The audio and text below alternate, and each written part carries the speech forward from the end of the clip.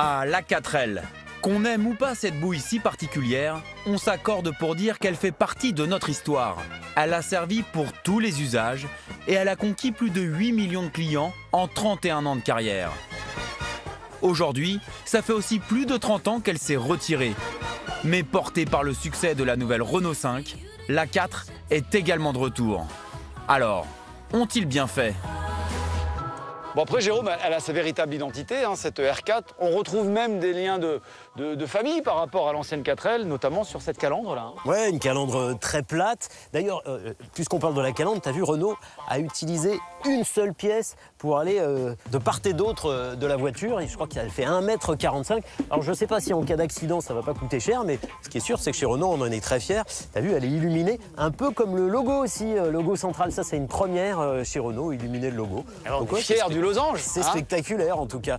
Et puis il y a d'autres choses qu'on retrouve entre l'ancienne et la nouvelle. Regarde, là cette ligne horizontale sur les deux voitures. Tu vois ça, ces protections sur l'ancienne, ils l'ont restylisé voilà, sur la porte là, c'est joli ça aussi. Et puis regarde, ça c'est emblématique de la 4L. Là, cette fameuse custode, cette forme de custode qu'on retrouve là aussi sur la nouvelle. Tu retrouves les feux verticaux en 3 parties, tu retrouves ce côté très vertical aussi à l'arrière. Enfin, vraiment, il y a tout un tas de rappels. Tiens d'ailleurs, tu sais que c'est à cause de ça que la voiture s'appelle 4L. Tu sais ce que ça veut dire, le L? Bah non, parce qu'on l'appelle 4L, mais non, le L, je sais pas. Non. Bah, le L, c'est pour limousine. Au départ, les R4, il n'y avait pas de vitre là derrière. D'accord. Ils ont sorti une version un peu plus huppée qui avait cette vitre à l'arrière et ça lui donnait un peu le statut de limousine. C'était aussi une version un peu plus luxueuse.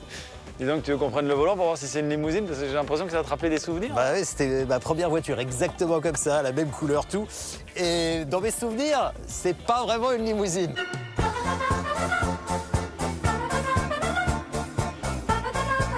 Bon Jérôme, séquence émotion, voyage dans le temps, on est rentré dans une autre époque. Hein. Alors, une époque où les portes faisaient ce bruit-là, des bruits de casserole. Une époque où en fait tu pleurais quand t'arrivais au péage. Bah, il n'y en avait pas beaucoup les péages, mais là tu vois...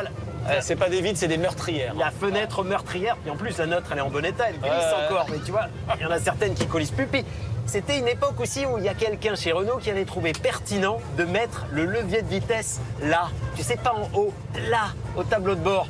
Et ça, je peux t'assurer que quand t'es dans des bouchons, tu finis par avoir, voilà, l'épaule qui devient énorme. Et c'est marrant parce que ça a fait paniquer des générations de jeunes conducteurs, ce levier de vitesse. Parce que, faut pas l'oublier, la 4L a souvent été la première voiture. Mais aussi, c'était l'idée de cette 4L d'avoir une voiture pratique, simple d'utilisation, pas chère, pour t'emmener d'un point A à un point B, avec une belle habitabilité. Et puis, niveau confort, on est pas mal quand même. Oui, on est pas mal en confort. C'est vrai que c'est assez surprenant par rapport aux normes d'aujourd'hui. Mais c'était la volonté du patron de Renault. À l'époque, il voulait une voiture blue jean. Ouais, bonne expression. Donc, il fallait que ça soit une voiture simple, abordable, qui passe partout et qui aille à tout le monde.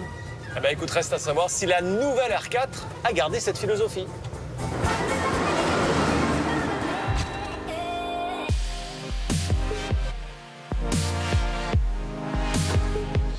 Bon Jérôme, je crois que c'est clair, là on est vraiment dans la nouvelle R5. C'est la R5, ouais. Pure et simple. C'est les mêmes écrans, le même tableau de bord, le même volant, les mêmes sièges. Alors, il y a juste ce côté jean qui est joué encore plus fort pour faire référence à l'ancienne, tu sais, où là en fait tu as le recto et le verso du jean. T'as vu, ouais, c'est malin, c'est malin. Bon, c'est la nouvelle R5 à l'intérieur, mais en revanche, on est d'accord, ça n'a plus rien à voir par rapport à l'ancienne 4L. Ah bah c'est une autre époque, hein, avec ses écrans géants, puis toutes ces applis. D'ailleurs, puisqu'on parle d'appli, t'as vu? Il y a l'appli de TF1, TF1+. Tu peux même regarder Automoto. C'était toi, là. Ah, l'émission des 50 ans avec Sébastien Loeb, c'était bien ça.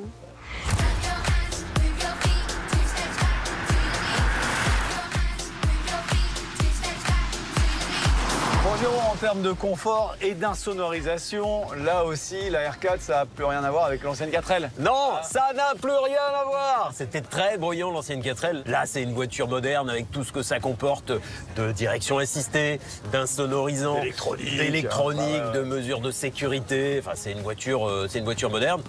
Électrique. Alors, en termes d'autonomie, ça donne quoi justement? Et bien là, on a une version 150 chevaux qui annonce 400 km d'autonomie, autonomie WLTP. Ça va? Entre guillemets, pour moi, c'est le minimum quand tu veux une voiture polyvalente. Mais il y a aussi une version moins puissante, 120 chevaux, qui a une batterie plus petite, qui n'annonce que 300 km d'autonomie. Ça, pour moi, c'est insuffisant. Donc, je crois qu'il faut vraiment viser cette version-là. 150 chevaux donc qui effectue le 0 à 100 km/h en quoi, en 8 secondes 2, 8 secondes 4 8 secondes 2, c'est même mieux qu'une Golf GTI de l'époque. Hein, parce que la 4L d'époque c'était... Alors la 4L d'époque, là c'était beaucoup plus lent. Combien le 0 à 100 Devine. Allez, 15 secondes. Non, c'est plus. 20 secondes. C'est plus. 22 secondes. 22 secondes. Ah ouais, ah là là. Ouais. Pareil, donc époque. Hein. Voilà, donc c'est peu. Elle arrive, la petite 4L là. Niveau prix, ça donne quoi? Alors niveau prix, là, il n'y a pas vraiment de progrès. Au contraire, c'est beaucoup plus cher qu'à l'époque. Parce que cette R4 débute à 30 000 euros. Ah oui. Premier prix 30 000 euros et ça peut donner beaucoup plus. Rappelons que le principe de la 4L, c'était une voiture ultra dépouillée façon 2 chevaux, mais en plus polyvalente. Durant son développement, elle s'appelait 350 car elle ne devait pas coûter plus de 350 000 anciens francs, ce qui revient aujourd'hui à 6 400 euros. Désormais métamorphosée en Renault 4 e-Tech, elle coûte donc minimum 30 000 euros en version 120 chevaux et même 33 500 euros avec 150 chevaux. À finition comparable, c'est 2 000 euros de plus que la Renault 5 e-Tech. Je rêve, je rêve. Résultat, elle s'éloigne vraiment de la philosophie de base de la 4L. Au point que celle qui lui ressemble le plus aujourd'hui, c'est elle. La Dacia Spring, dis donc. Toi, tu trouves que c'est la 4L d'aujourd'hui? Eh ben ouais, parce que quand tu les regardes, c'est la même taille, la même simplicité, le même tarif agressif, et surtout, toutes les deux ont cartonné en campagne. Ouais. En fait, elles donnent l'essentiel pour moins cher. Bon, c'est vrai que comme la 4L, la Spring a été fabriquée pour tout le monde et elle est vendue partout, donc ça a du sens. Hein. Bah ouais. La 4L reste à ce jour la Renault la plus vendue au monde, assemblée dans 28 pays et commercialisée sur plus de 100 marchés. Elle est allée sur tous les continents, tous les terrains. Son histoire continue grâce au 4L Trophy. Le grand raid motorisé l'a popularisé auprès des jeunes comme une voiture qui passe partout.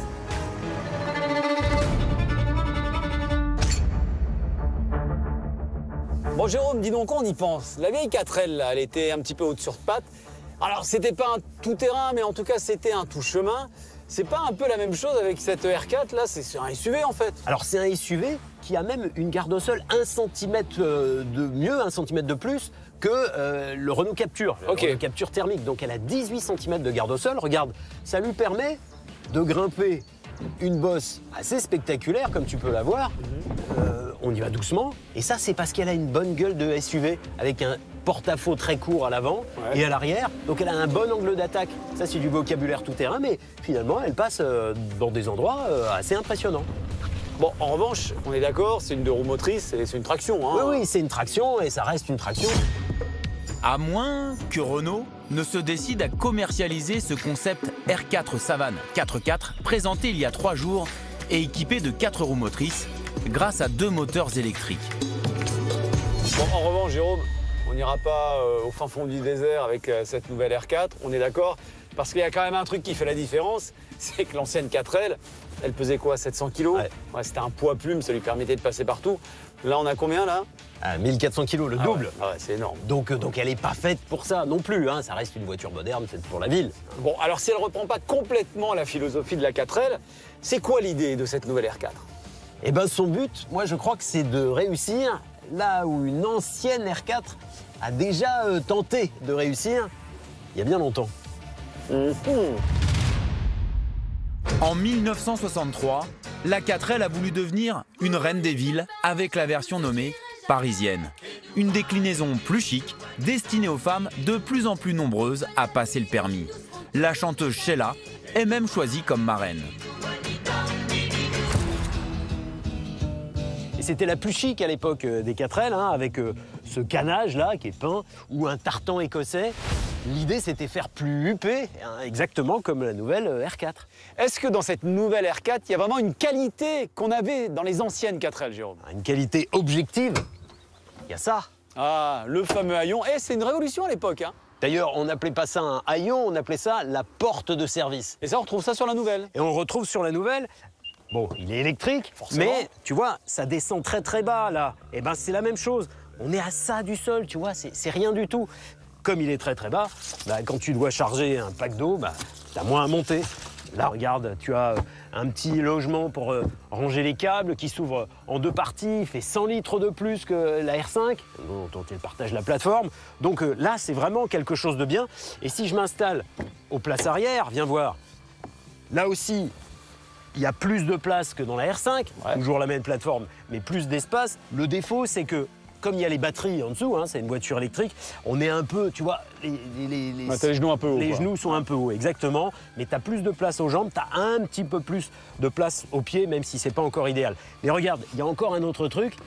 Je peux rabattre complètement le siège passager avant, ce qui fait que là, en rabattant la banquette, Ça, c'est vachement bien. Hein. tu as 2,20 m de chargement. Ouais, ça c'est vraiment bien. Eh ben, il est là le côté 4L, la praticité, voilà. La praticité, ça c'est 4L, exactement. Il y a aussi un autre truc qui est très 4L, c'est le confort de suspension. Dum dum da dum, dum dum da dum, dum dum da dum, dum dum da dum. Là, sur nos pavés belges, c'est pas mal. Ah écoute, c'est pas mal. Moi, je m'attendais à quelque chose de plus raide comparé à la R5, mais Renault l'a dit, hein, avec cette nouvelle Renault 4, ils ont voulu faire quelque chose de plus confort, de plus souple. Ouais. Hein. Et je trouve que c'est plutôt réussi. Là, tu vois, sur les pires pavés du monde. Alors oui, ça bouge, mais ça tape pas trop. C'est vrai. Ouais, je trouve que c'est bien. Et en termes de dynamisme, Jérôme, on a fait quelques tours de notre circuit tout à l'heure avec la voiture. En dynamisme, c'est pas mal aussi. Hein. Oui, c'est pas mal. La seule différence par rapport à la R5 qu'on avait beaucoup aimé, c'est que ça penche un peu plus, c'est normal, elle est plus haute, plus haute, ouais, bien centre de sûr. gravité plus élevé. Mais regarde, la voiture, elle sous-vire pas, elle survire pas, elle est neutre, elle est agréable. Et puis, Jérôme, voiture made in France, c'est important aujourd'hui. Ouais. Conçue en France, Ouais. mais aussi fabriquée en France. La note finale que tu vas donner à cette nouvelle Renault 4, ce sera dans la deuxième partie de l'émission. Dans la première partie de l'émission, on a complètement décortiqué cette nouvelle Renault 4 e-tech, l'habitabilité, le confort, le coffre, le prix, l'autonomie. Et on va donner avec Jérôme Chon une note sur 20. Alors, je le rappelle, Jérôme, on avait donné un joli 17,5 sur 20 à la nouvelle Renault 5. La Renault 5 qui partage beaucoup de choses avec cette R4. Alors, la note de cette voiture. Je lui ai mis 16,5 sur 20. Ah, c'est une jolie note, mais c'est un petit peu moins, un point de moins que la R5. Pourquoi? Eh ben d'abord parce qu'elle coûte quand même 30 000 euros. Elle débute à 30 000 euros. Nous, notre modèle d'essai, il est à 36 000 euros bonus déduit. C'est une somme. C'est une somme et c'est surtout 2 000 euros de plus que le R5. Donc elle promet plus que le R5. Et je suis pas sûr qu'elle tienne toutes ses promesses. Est-ce qu'elle t'a déçu un petit peu, cette voiture? Avant tout, elle promet d'être une grande R5. Ouais. Hein, c'est vrai, on le retrouve à l'intérieur, on a plus de place derrière, on a un plus grand coffre. Mais est-ce que ces quelques centimètres de plus valent 2 000 euros de plus? Ouais, donc en gros, pour toi, Jérôme, c'est un petit peu une R5 break. Après, le look, il est plutôt sympa, non? Oui, c'est vrai qu'il est sympa, mais pour autant, j'ai l'impression que le concept marketing, mais ça c'est juste une question personnelle, marche un petit peu moins avec le SUV qu'avec la citadine. Mais ça, c'est le marché qui répondra. Hein. Par rapport à la concurrence, ça donne quoi niveau prix? Alors, il n'y a pas grand-chose hein, à ce niveau de taille 4,14 m de petit SUV. Il y a la Fiat 600 qui coûte en gros 3 000 euros de plus. Et il y a le Jeep Avenger qui coûte 5 000 euros de plus. Donc prix plutôt compétitif pour une voiture, Jérôme, faut-il le rappeler, fabriquée en France. Jérôme, merci beaucoup.